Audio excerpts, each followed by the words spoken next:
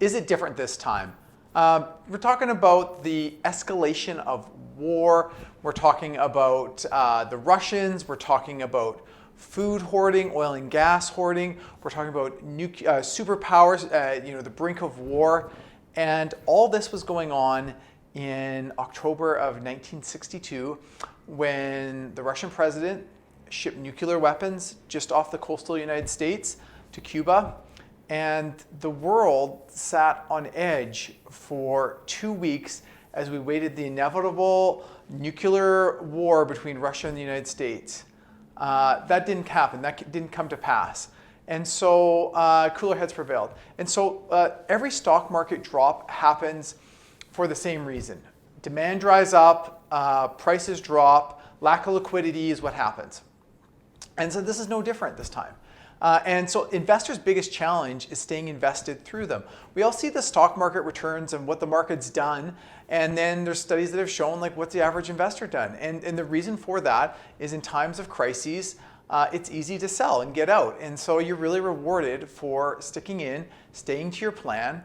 And why is that? Well, why do we have this tendency to want to sell when things get bad? Because we have recency bias.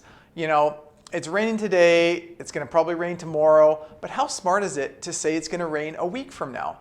And so the same thing with the market. The market drops. We just have this recency bias. It dropped yesterday, it's going to drop today, it's going to drop tomorrow, it's going to keep on going. And that's not the case. Things come back, and there is a certain level where the market will reach where there's enough institutional money, pension plans, foundations, that the stock prices just aren't going to go any lower because they're going to come in and buy them. And so I don't know what that price is, but the market will eventually reach a bottom. And so the market's kind of like a beach ball. And you take a beach ball and you push it underwater. The more you push it down, the more it wants to go up. And so that's the same thing with the market. The more it goes down, the more it wants to come back up. In fact, the market's safer. The lower the market goes, the safer it is. Doesn't feel that way, but it is. So is it different this time? Maybe, but we have a whole history of things to look back on and say, hey, we got through that. We're going to get through this, and we just have to hang on. So I hope you like that. If there's someone you know that would enjoy listening to that, please share it with them.